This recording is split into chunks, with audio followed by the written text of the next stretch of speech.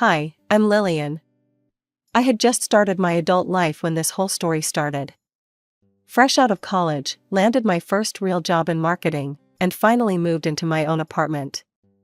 It's nothing fancy, just a small one-bedroom place with questionable water pressure and a temperamental radiator, but it's mine, and that means something. My family is what you might call traditional. There's my older brother Lucas, who's 29, married to Sarah, and they have 2 kids. Mom and Dad still live in the house where we grew up, and every Saturday, like some unbreakable ritual, we all gather there for dinner. Lucas just closed another major deal at work, Dad would announce, beaming with pride while passing the mashed potatoes. "Third one this quarter." Mom would chime in, "That's our boy, always knew he had it in him." Then she'd turn to Sarah, my brother's wife, with that adoring look she seemed to reserve just for her. "And Sarah, darling, that dress is absolutely stunning. You always know exactly what to wear." I'd sit there, pushing food around my plate, while Sarah would give me one of her looks, you know, the kind that makes you feel like you're wearing a trash bag to a black tie event. She has this way of looking down her nose at me, even though we're the same height. These dinners were like watching a play where everyone had their parts down pat. Dad would brag about Lucas's latest achievement, Mom would gush over Sarah's newest accomplishment, and the kids would run around making noise that nobody seemed to mind. Meanwhile, I'd sit there, feeling more like a prop than a person. "Sarah's organizing another charity gala," Mom announced at one of these dinners, pride dripping from every word. "She's become such a pillar of the community. Like the daughter I never had." I nearly choked on my wine at that one. The daughter she never had? I was sitting right there, but somehow, I might as well have been invisible. Sarah shot me another one of her condescending looks, probably noticing how my mascara wasn't designer brand or whatever else she found lacking about me that day. It was during one of these typical Saturday dinners that everything changed. The roast was done, the kids were actually sitting still for once, and the usual chorus of Lucas's praises had just died down. That's when Mom and Dad exchanged one of those looks, you know, the kind parents give each other when they're about to make some big announcement. "We have something important to tell you all," Dad said, clearing his throat. He looked at Mom, who nodded encouragingly. "Your father and I have been thinking," Mom began, smoothing her napkin in that nervous way she has. "We've finally made our will." My fork froze halfway to my mouth. Sarah straightened in her chair, and Lucas stopped mid-sip of his water. "We've decided," Dad continued, his voice firm and decisive, "to leave everything to Lucas, the house, the cottage up at the lake, all our savings." I sat there, staring at my half-eaten dinner, while my brain tried to process what I'd just heard. Everything. They were leaving everything to Lucas. "We've given this a lot of thought," Mom continued, her voice taking on that practical tone she uses when she thinks she's being perfectly reasonable. "Lucas has 2 children to think about. They need a stable foundation for their future." I found my voice somewhere between the shock and the hurt. "And what about my future?" The words came out quieter than I intended, but they still seemed to echo around the dining room. "I'll have my own family too, you know.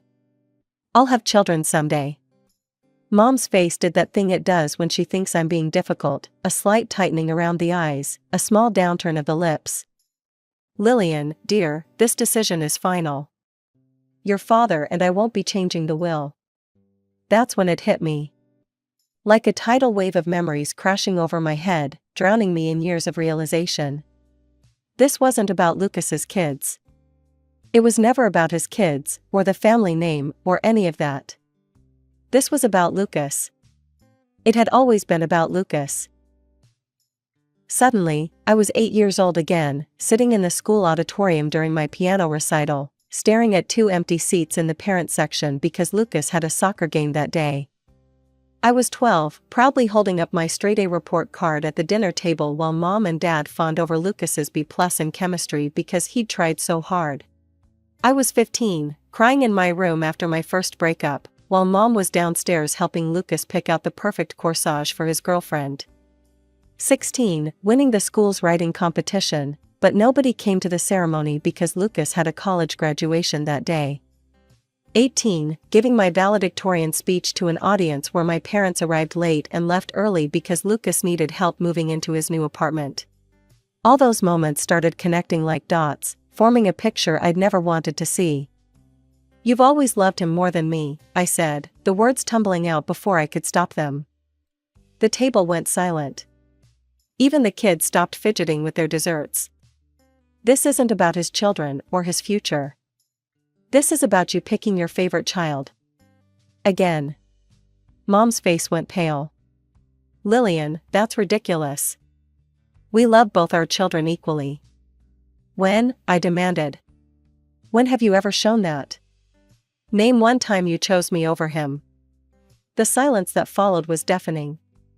Mom and Dad exchanged glances, probably trying to come up with examples, but I knew they couldn't.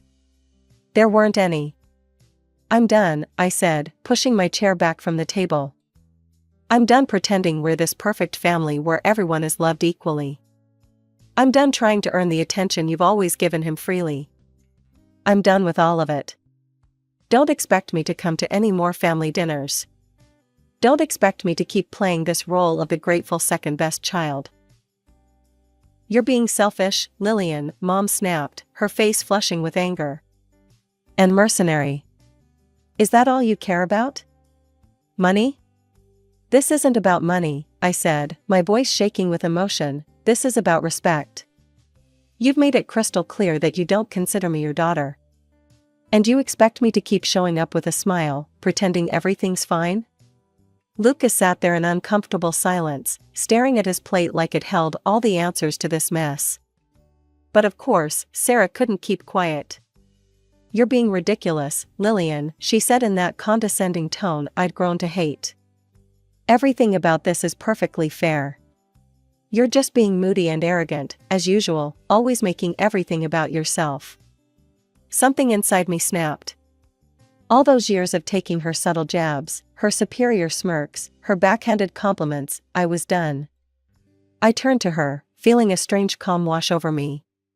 "You know what, Sarah? Stay out of this. You're not even really family, you're just someone who married in and thinks that gives you the right to judge everyone else. This is between me and my parents." The dining room went dead silent. Sarah's face crumpled, and right on cue, the waterworks started. She buried her face in her hands, shoulders shaking with sobs that sounded about as genuine as her designer knockoff handbags. "How dare you speak to Sarah that way?" Mom exploded, jumping to her feet. "She's been nothing but kind to you." Dad's face had turned that dangerous shade of red I remembered from childhood punishments. "Get out," he growled, "get out of this house right now." "Gladly," I said, standing up. "Don't worry, it'll be the last time you have to throw me out. I won't be coming back." I walked out of that house without looking back. The sound of the door closing behind me felt like the period at the end of a very long sentence. That was the last time I saw any of them. 2 years passed in what felt like a blink. I met James at a coffee shop. He was the guy who accidentally took my oat milk latte, and we ended up talking for hours. He was different from anyone I'd ever known. He actually listened when I talked, really listened. When we got married, it was exactly the wedding I wanted. Small, intimate, filled with James's wonderful family and our closest friends. No drama, no tension, no having to pretend. James's mom helped me pick out my dress, and his sister was my maid of honor. It felt more like family than anything I'd experienced in years. I didn't send invitations to my parents or Lucas and Sarah. Some of our relatives tried to convince me otherwise, telling me I'd regret it, that it was my wedding day after all. But I knew I'd made the right choice when I walked down the aisle and saw nothing but genuine smiles and happy tears. A year after the wedding, we were blessed with twins, a boy and a girl. The pregnancy wasn't easy, but James was there for every moment, every craving, every midnight panic about whether we'd be good parents. When the babies arrived, we made the decision together that I'd stay home with them. My marketing career could wait, these precious early years couldn't. My twins were growing fast, turning our quiet house into a playground filled with laughter and the pitter-patter of little feet. Life had fallen into a comfortable rhythm: playdates, preschool drop-offs, afternoon naps, and bedtime stories. I'd managed to create my own little bubble, carefully curated to keep the past where it belonged. I stayed in touch with a few relatives, the ones who understood my boundaries and respected them. Aunt Marie would come over for Sunday brunches, Uncle Pete would visit during holidays. They never pushed me about my parents or Lucas, and I never asked. When there were family gatherings, weddings, anniversaries, reunions, I'd politely decline if I knew my parents would be there. Sometimes I'd host small get-togethers at our house instead, where I could control who walked through my door. It wasn't perfect, but it worked. That Tuesday started like any other. I was in the kitchen, cleaning up after breakfast, while the kids were in the living room working on their latest masterpieces with crayons. The doorbell rang, and I assumed it was the Amazon delivery I'd been expecting. Instead, I opened the door to find my parents standing there. "Lillian," Mom said, her voice wavering, "we've missed you so much." I gripped the doorframe, my knuckles turning white. Someone must have given them my address, probably Cousin Rachel. She'd been hinting at family reconciliation during her last visit. "We want to see our grandchildren," Dad added, trying to peek past me into the house. "We've waited so long." I found my voice surprisingly steady. "No, you don't get to do this. You don't get to show up on my doorstep after 7 years of silence and expect to walk into my life, into my children's lives." They exchanged a look, that same look they'd shared at that last dinner 5 years ago. Something was off, I could feel it. "Why are you really here?" I asked, crossing my arms. "Why now, after all this time?" They hesitated. Mom opened her mouth, then closed it again. Dad shifted uncomfortably on his feet, looking everywhere but at me. Finally, Dad cleared his throat. Something's happened, Lillian." The truth came out about Sarah. "She's been unfaithful to Lucas. For years, apparently." Mom's tears were flowing freely now. "Lucas found her with someone else. He had the children tested, Lillian. The DNA results," she choked back a sob. "Neither of them are his." The world seemed to tilt sideways for a moment. I remembered those kids, the ones my parents had doted on, the ones who'd been used as proof of Lucas's superiority, the ones who'd been part of the reason I'd been written out of the will. The perfect grandchildren who weren't actually related to us at all. Mom wasn't finished. "There's more," she said, her voice barely above a whisper. "Lucas got tested himself, and," she looked at Dad for support. "He's infertile, Lillian, he can never have children of his own." I stood there in my doorway, trying to process this information while the sounds of my own children playing drifted from the living room. The irony wasn't lost on me: the golden child, the son who could do no wrong, would never have biological children of his own. "Those children," Dad said, his voice hardening, "they're not our grandchildren. Never were. They're just strangers. But you're twins, they're our true grandchildren. Our real blood. They're our only chance now at having proper grandchildren." I felt physically sick. For 10 years, these people had been grandparents to those kids.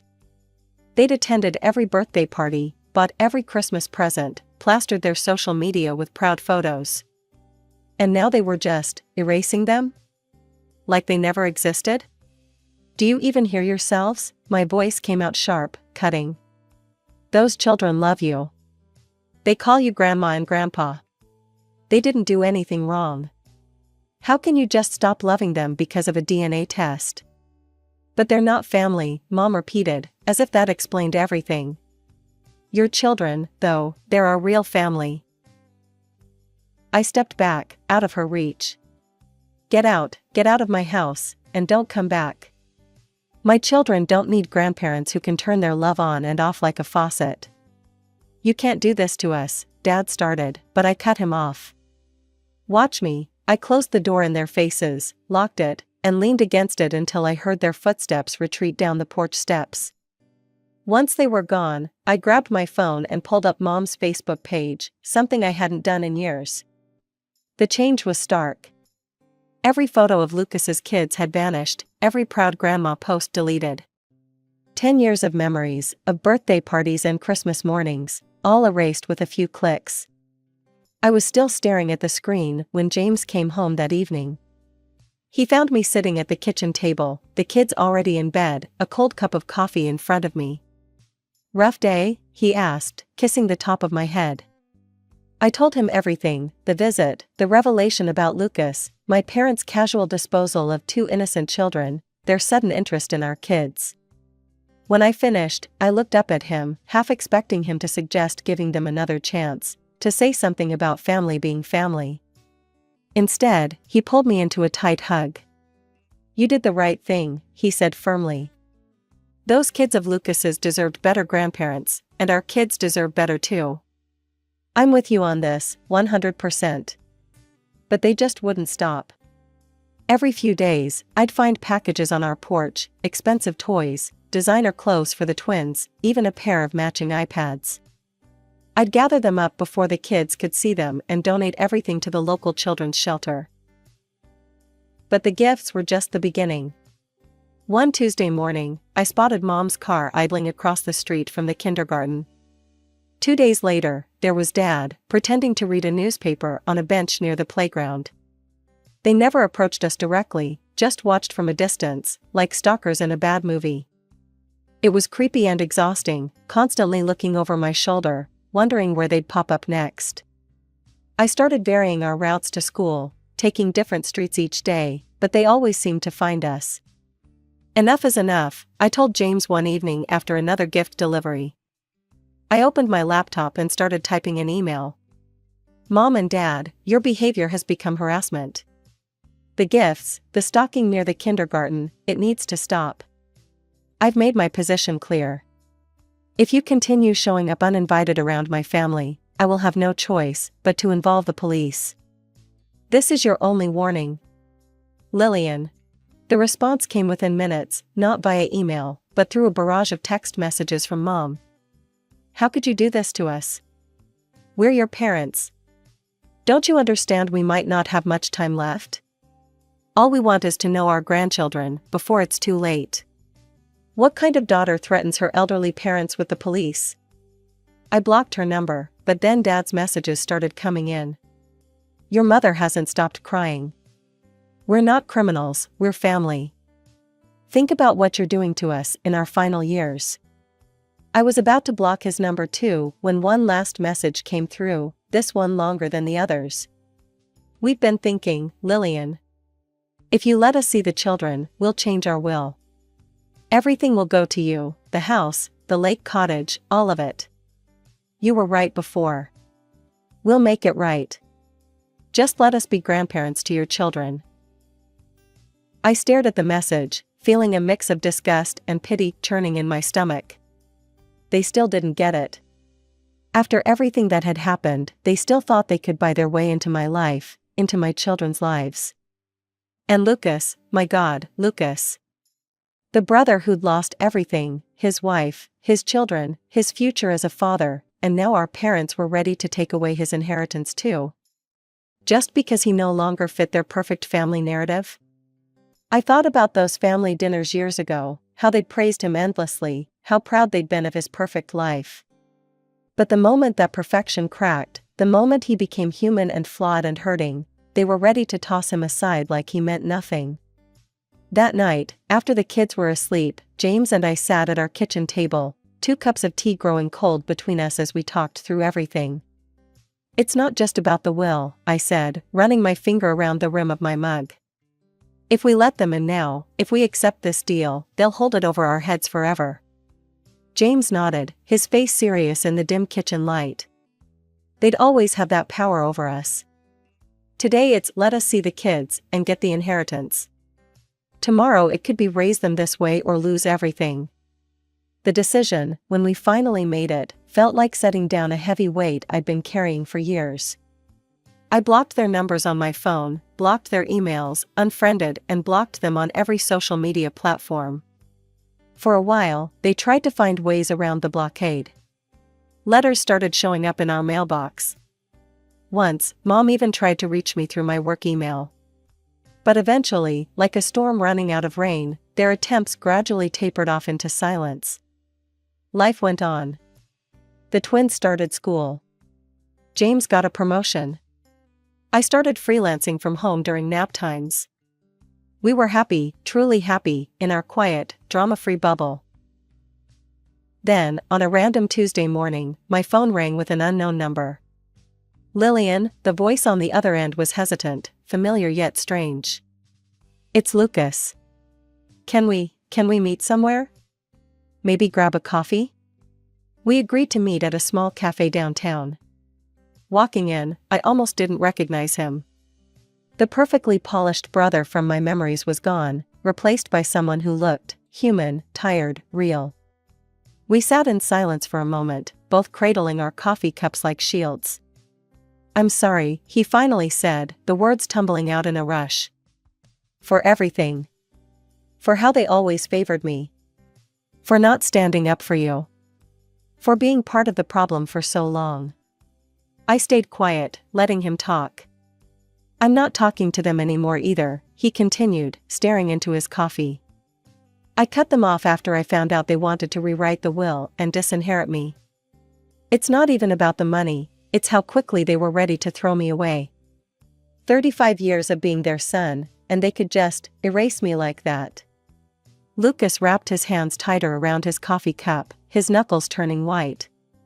The last time I went to their house. He paused, swallowing hard. All the photos were gone. Every single one. The walls were bare where pictures of the kids used to hang. The shelves where Mom kept all those framed photos of birthdays and Christmases, empty. I felt a chill run through me, remembering those carefully arranged photo displays, how Mom used to spend hours getting them just right. I asked her about it, Lucas continued, his voice barely above a whisper. And she told me she burned them all in the fireplace. Like she was talking about getting rid of old newspapers or something. Those were 10 years of memories, first steps, first words, first everything, and she just burned them. He looked up at me, and I saw real pain in his eyes. I hadn't even filed for divorce yet, Lillian. The ink wasn't dry on the DNA tests, and she'd already erased them. 10 years of being the perfect grandmother, and she could just pretend none of it ever happened. Like those kids never existed. Like they never meant anything to her at all. I thought about all those Facebook posts she'd deleted, but somehow, burning physical photos seemed even more deliberate, more final. The will, he shrugged, trying to appear casual, but I could see the hurt beneath. I don't care about it anymore. They can leave everything to a cat shelter, for all I care. What I needed was their support. Just, their presence, their love. Wasn't that supposed to be unconditional? Looking at him now, I saw something I'd never seen before, my brother, stripped of all the golden child armor, just being real. No pretense, no perfect family image to maintain. Just a hurt son trying to make sense of parents who could only love on their own rigid terms. You know what's funny? He said, attempting a smile that didn't quite reach his eyes. I finally understand what you went through all those years. What it feels like to be on the outside. I'm sorry I didn't see it sooner. Sitting there in that cafe, listening to my brother speak with such raw honesty, I felt something shift between us. The wall of privilege and favoritism that had separated us since childhood was crumbling. Maybe there was hope for a real relationship here, not the artificial one our parents had created with their constant comparisons, but something authentic. It won't happen overnight. Too much water under that bridge for instant friendship. But this conversation feels like a first step, a tiny seedling of possibility. As for Mom and Dad, I sometimes lie awake at night, thinking about how they ended up alone. No children visiting for Sunday dinners, no grandchildren's laughter filling their house. Sometimes I feel guilty, wondering if I'm punishing them too harshly. But then I remember the burned photos, the deleted memories, the way they could switch their love on and off like a light switch, and I know I'm protecting my children from that same conditional love. Maybe someday they'll understand what they've done. Maybe they'll realize that real family isn't about perfect appearances or meeting impossible standards. Maybe they'll learn that love shouldn't come with conditions or be revoked when things get messy. But I'm not holding my breath. Instead, I focus on my own family. On James, who loves without keeping score. On my twins, who I promise to love unconditionally, no matter what paths they choose in life. On building the kind of home where memories aren't burned when they become inconvenient, where love isn't used as a bargaining chip, where everyone is seen and valued for exactly who they are. And maybe, just maybe, there's room in that home for a reformed golden child who's finally learning what real family means.